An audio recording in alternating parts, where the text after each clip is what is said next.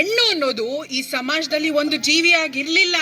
ಅವಳು ಆಸ್ತಿ, ವರ್ಣ, ವಂಶ ರವಾನಿಸೋ ಒಂದು ಯೋಜನೆ ಆಗಿದ್ಲು. ಈ ಜಾತಿ ಆ ಜಾತಿ ಸೇರ್ಬಾರ್ದು, ಆ ವರ್ಣ ಈ ವರ್ಣ ಬೆರಿಬಾರ್ದು, ಈ ಆಸ್ತಿ ಆ ಆಸ್ತಿ ಅವ್ರಿವ್ರ ಕೈ ಸೇರ್ಬಾರ್ದು.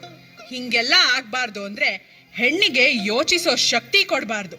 ಹಾಗೆ ಅವಳಿಗೆ ಒಪ್ಪಿಗೆ ಇದೆಯೋ ಇಲ್ವೋ, ಅವಳ ಬುದ್ಧಿ ಮತ್ತು ಮೈ ಮಾಗಿದೆಯೋ ಇಲ್ವೋ, ಅವಳಿಗೆ ಜಾತಿಯಲ್ಲೇ ಮದುವೆ ಮಾಡಿಸ್ಬಿಡೋದು. ಹೆಣ್ಣು ಆಸ್ತಿ ತಗೋ ಬರ್ತಾಳೆ. ಹಾಗಾಗಿ ಒಬ್ಬ ಗಂಡಿಗೆ ಹೆಚ್ಚೆಚ್ಚು ಮದುವೆ ಮಾಡಿಸಿದಷ್ಟು ಹೆಚ್ಚೆಚ್ಚು ಆಸ್ತಿ ಬರುತ್ತೆ. ಒಂದ್ ವೇಳೆ ಗಂಡ ಸತ್ರೆ ಅವಳು ನಿನ್ಯಾವ ಗಂಡು ನೋಡದೆ ಇರ್ಲಿ, ಹಾಗೂ ಅವಳು ಬೇರೆ ಸಂಸಾರ ಮಾಡದೇ ಇರ್ಲಿ ಅಂತ ಅವಳು ತಲೆ ಬೋಳಿಸ್ತಿದ್ರು. ಅವಳು ಮನೆ ಬಿಟ್ಟು ಆಚೆನೆ ಬರಂಗಿರ್ಲಿಲ್ಲ.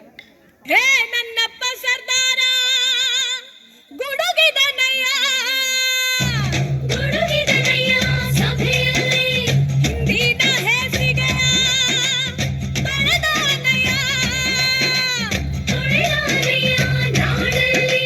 ಪ್ರತಿಯೊಂದು ಹೆಣ್ಣು ಮಗು ಓದು ಬರಹ ಕಲಿಯಬೇಕು, ಪ್ರತಿ ಸರ್ಕಾರಗಳು ರಕ್ಷಣೆಯ ಕೊಡಬೇಕು, ಪ್ರತಿ ಕ್ಷೇತ್ರದಲ್ಲೂ ಹೆಣ್ಣಿಗೆ ಮೀಸಲು ಭೇದ ಭಾವ ಮಾಡೋರ ಜೈಲಿಗೆ ಹಾಕಬೇಕು.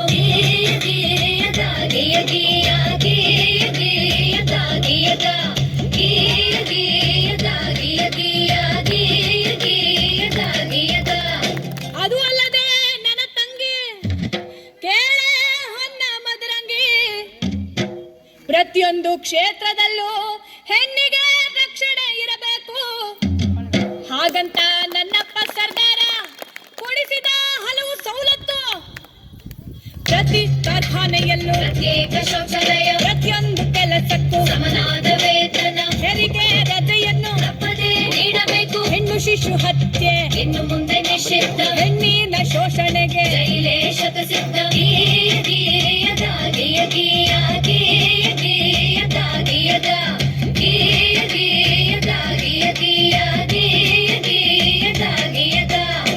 ಹೀಗೆ ಹಲವಾರು ಸವಲತ್ತುಗಳು ಹಾಗೂ ಸ್ವಾತಂತ್ರ್ಯವನ್ನು ನಿಮ್ಮಂತ ಹೆಣ್ಮಕ್ಳು ಅರಿವಿಲ್ಲದೆ ಅನುಭವಿಸುತ್ತಿರುವ ಅನುಕೂಲಗಳನ್ನು ನಮ್ಮಪ್ಪ ಆ ಭಾರತ ಭಾಗ್ಯ ವಿಧಾತಾನೇ ಕೊಡಿಸಿದ್ದು.